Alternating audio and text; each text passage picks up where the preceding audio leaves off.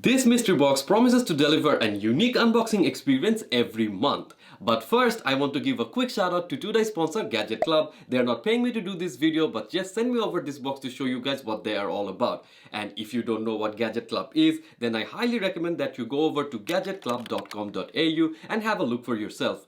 Basically, it is a monthly subscription-based service where they will send you a mystery box like this every month to unbox.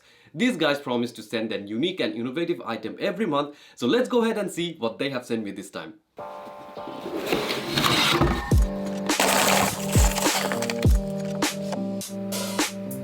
Looks like this is a smart lock that they have sent me, which is not branded. Not sure where it has been manufactured, but I have a sneaky suspicion that like almost 90% of the things that I own, it is also made in China. Nothing wrong with that, just as long as the quality is good. Anyways, it has a fingerprint sensor in the front of it, which opens if you just put your thumbs against this black square, just like this.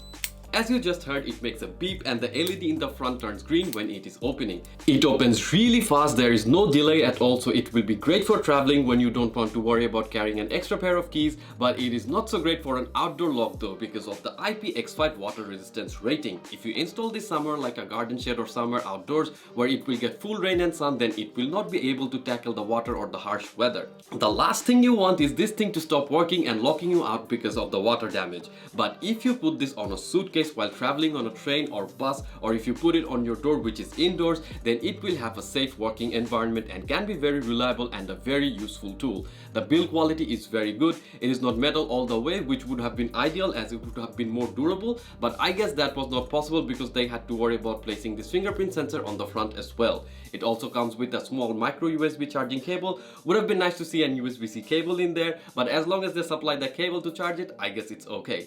So to charge it fully, I think it took me a couple of hours, and once it's fully charged, the LED stops lighting up, and when it is charging, it will come up as red. This lock also has a standby time of up to 1 year, which is also amazing because the less the frequency of charging, the better, as you will have one less thing to worry about. And in any case, when the power is low, the LED will flash red, so you will know when to charge. But the absolute best thing about the lock is that it can identify 10 different fingertips. So if you are the administrator, then all you have to do is go through the user manual and get some people's fingerprint profile, and boom, you are done. So yeah, overall I think that if Gadget Club keeps sending products like this which are a bit uncommon and as useful as this, I don't mind signing up for the subscription service. But I'm keen to know what you guys think of them. So please let me know your thoughts on the comment section down below, and if you enjoyed watching this video, then do not forget to like, share and subscribe. This is Nafis signing off till next week. Peace!